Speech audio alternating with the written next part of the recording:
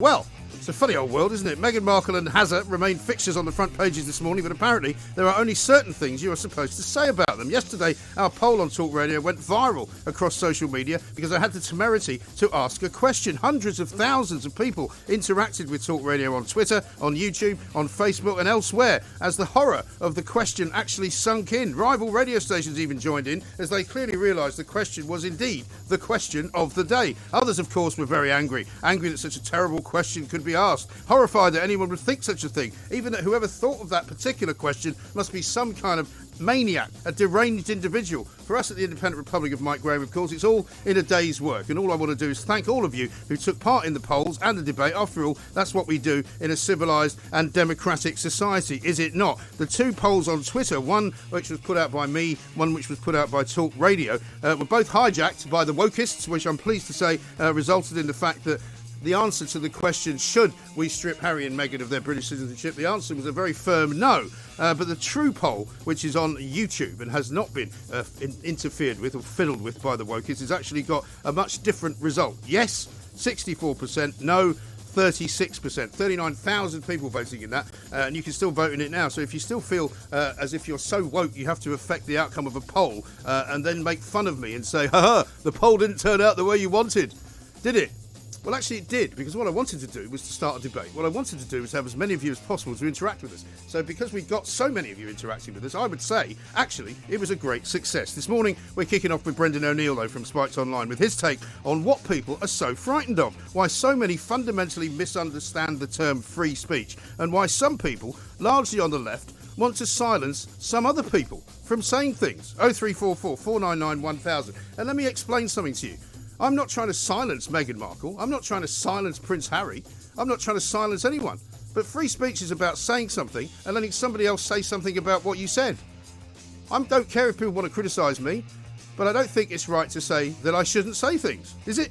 Coming up, we'll be discussing why it takes 200,000 quid to refurbish Downing Street every few years and why the Prime Minister is so scared of upsetting his fiancée by telling her, no, you can't do it, Carrie. Plus, we'll get the latest on the vaccine blocking by the EU and the holiday destinations demanding that you have 2 jabs before you can go there. We're also looking at the defence review today, why English regiments are getting hit harder than Scottish ones by budget cuts, and why there's a good news for the Scotch whisky business. As ever, of course, we need to hear from you. What are you hearing? What are you doing this weekend? Are you preparing your children for school next week? Big debate early on this week about mask wearing in schools. What are you going to do? 0344 499 1000. Because it's Friday, it's Perrier Awards time. Marta Malagon is back in the hot seat, and we'll hear from a member of Team GB about a charity venture that's designed to help grassroots sport. You're listening to me, Mike Graham, right here on the fastest growing radio station on the planet.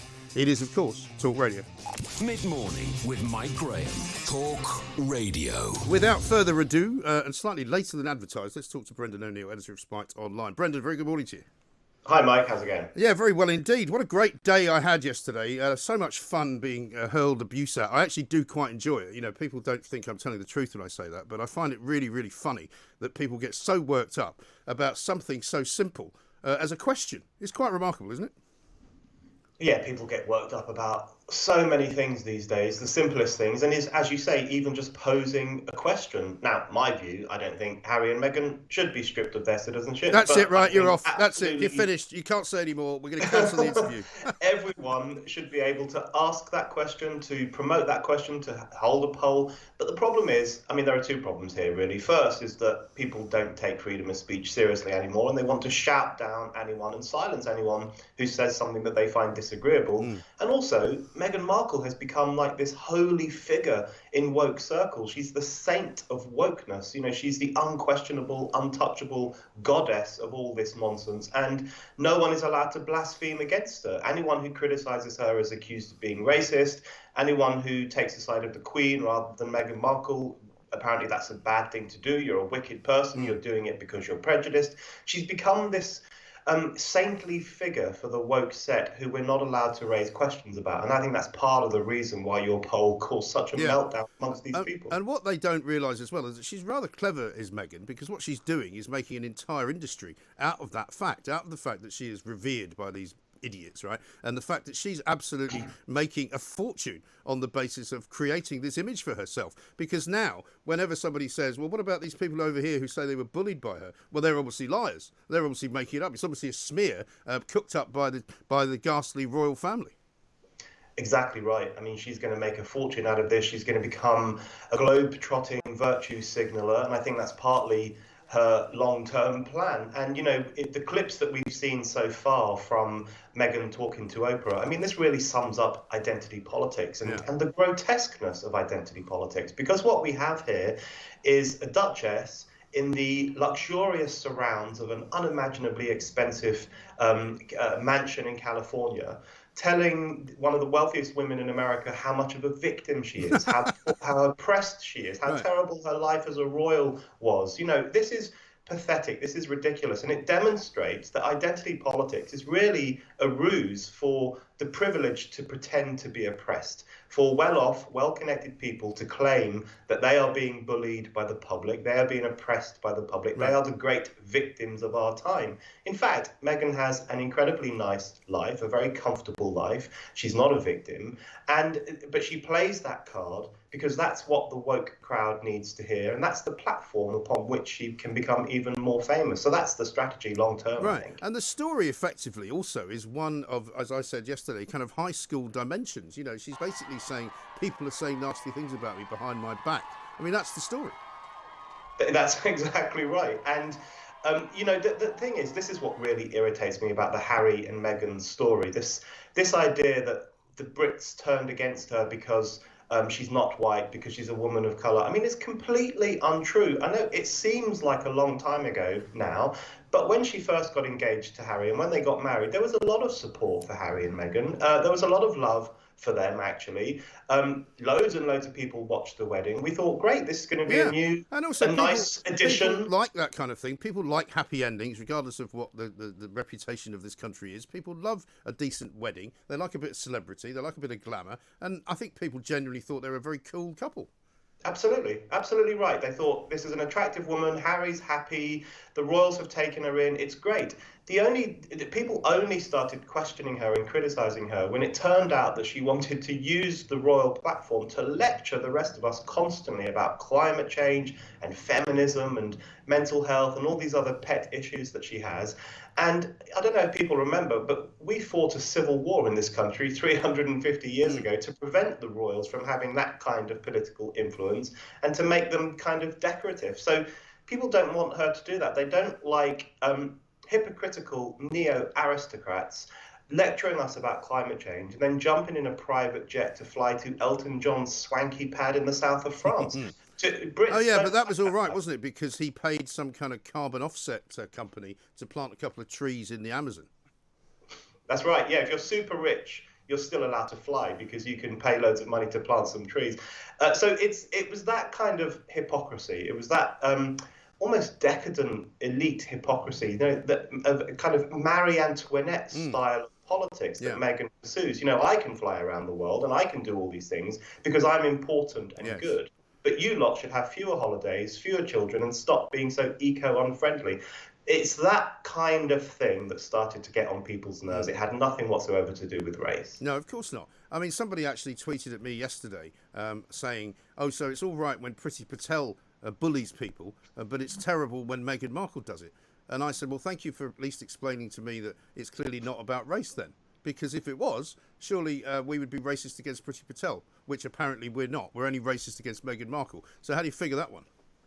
I think the Priti Patel, I was thinking about that this morning, the difference between how Priti Patel is discussed in the media, particularly by the kind of woke left people, and how Meghan Markle is talked about, because it really demonstrates that political correctness will only paint you as a victim of racism if they like you, if they like what you say, if they like what you represent. So they like Meghan Markle, she's switched on, she's right on, she has all the right views, so they will protect her from criticism. But they loathe Priti Patel because she's an ethnic minority woman who has right-wing views, who has pretty firm law and order views, and that's not apparently how Asian women are supposed to think. They're supposed to think like the woke set tells them to think. So they hate. I don't know whether any of these people have actually ever been to India or have looked at the way that Indian politics actually works, because Indian politics at the moment, in particular, is pretty right-wing and has been for many years. Yeah, but the problem with political correctness, it poses as being anti-racist, but actually it's quite racist Oh, because sure, yeah, of course it is. yeah, and it basically says to ethnic minority people, to people from that background, you have to hold a particular view. You have to agree with us. All black people must think the same thing. All Asian heritage people must think the same thing. And if they don't, there's something wrong with them. And we will call them a coconut or an Uncle Tom, or we will say that they have sold out to whiteness. Yeah. I mean, this is racist. Or sometimes stuff. an awful lot worse than that, as Calvin Robinson will tell you. But the other thing that I find amazing is people's fundamental misunderstanding of free speech, because an awful lot of the comments I got yesterday were from people saying, oh, yo, what a snowflake you are. You want to cancel people. You want to stop them from being able to say stuff. And that's not at all what I said. All I said was, this is a couple who are saying some ridiculously dangerous and horrible things about the royal family, and I think they should be criticised for it. Not that they shouldn't be able to say it. And people make that mistake quite a lot. They think that because you're criticising someone, you're trying to silence them. I'm not trying to silence anyone. No, Harry and Meghan should knock themselves out. They can say what they want. They can go on Oprah. They can have all these platforms, and they will have for a long time. Right. But the rest of us, us mere plebs, apparently, we have to have the right to stand up and say, we disagree with you. We think it's highly inappropriate to do an interview like this at a time when Prince Philip is very poorly. The royal family's got a lot on its plate. This is not the best time. This is not the best thing to do. People are making those kinds of criticisms. They're perfectly legitimate criticisms. It's not about silencing Harry and Meghan. Good luck with anyone who wants to try and do that. It's about having a public discussion. But Harry and Meghan, sadly, have become very anti-freedom themselves. They're going after the media all the time. They hate the tabloid media. They don't want it to publish any critical stories. They only want glowing, loving media coverage. I'm sorry, that's not how the real world works. In the real world, debate is open and free-flowing and sometimes quite critical, and they've got to suck it up. It's like somebody who's a playwright saying, I only want to employ and invite people in to review my play who are going to write nice reviews about it. You can't run it like that, can you? Simply not. Exactly. And if you're going to be a public figure, especially a public figure who's quite opinionated in the way that Meghan is, who often talks about herself and her experiences and how wise she is. If you are, even in the recent statement she did in response to Buckingham Palace, she said she's going to continue with her campaign to spread compassion around the world. I mean, if you're going to adopt this saintly persona, this persona of like a modern day Jesus going around the world spreading compassion to the masses, if you're going to do something as pompous as that, you are going to be criticized. There is going to be pushback. So Harry and Meghan need to grow up and recognize they're not victims. They're actually incredibly privileged, and public debate means that people are going to criticize them. Yes, I'm afraid so. And also, I'm not sure the world's ready for any more spreading of her compassion, because the last time she tried it in Kensington Palace, there's about 10 people lining up to say she was a horrible bully. And I'm sorry, if there was one person saying it, I might believe that it was a bit of a jumped-up story. But if 10 people are willing to come forward and give evidence to this inquiry about bullying, I think there must be something to it.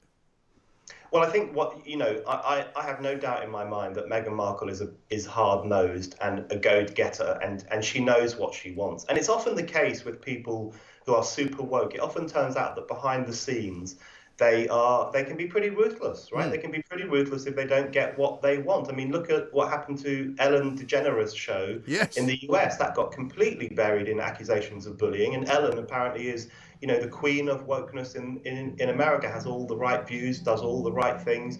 So these people, part of the protection of their public persona and part of the promotion of their public persona involves them being pretty ruthless behind the scenes and making sure everything goes their way. So I wouldn't be surprised if Meghan Markle did stamp her feet while she was in the palace. And also, this is a woman, by the way, who talks about her struggle, being a new mother, this, that and the other. She had about 2 full-time nannies. She had a housekeeper. All of these people travel with her. So I'm assuming in the big house in Montecito, I don't imagine she cleans it herself. She's probably got a cleaner. I'm not saying anything of this is wrong. And it may well be that she's a great employer. But she employs a lot of people to do what you would regard as servile and sort of mundane servant-type jobs. Yeah, and for her to play the victim card and to claim that her life is very hard and that she was going through all this while she was pregnant and while she was raising her young son. At a time when millions of people are losing their jobs, when millions of mothers have been locked at home for a year on end, looking after kids, often in small flats with no gardens and a declining income, it's just not going to wash, right? People are really struggling at the moment. People are having a hard time, and people don't know what the future holds for them. The last thing they need is to switch on their TV and see this grotesquely wealthy woman sitting in the gardens of a mansion and telling us all how horrible her life has been. We don't believe it, and there are far more people we should feel sorry for before we feel sorry for Meghan Markle. Yeah, I mean, I can't imagine the inner city combinations of different populations in America looking upon this with any great sort of sense of awe either.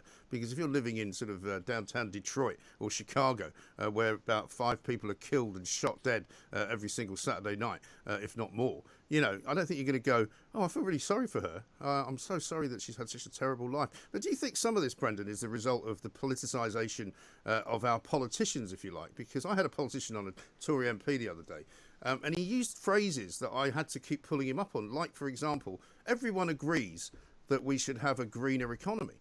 And I said, excuse me, everybody doesn't actually agree with that. And he corrected himself. He said, no, you're quite right, I shouldn't say that. But a lot of politicians now speak in these kind of terms that everyone agrees with this. And if you don't agree with it, you're therefore some kind of misanthrope. Exactly right. There is this presumption now. There are certain views everyone must hold, and if you don't hold them, there's something wrong with you. So, for example, if you don't believe that the economy should be green, I don't believe it. I think our emphasis should be on growing wealth and creating more jobs and industrialization and nuclear power. I don't think we should have a Green New Deal. If you don't go along with that, you're a climate change denier. If you criticize any aspect of transgenderism, you're transphobic.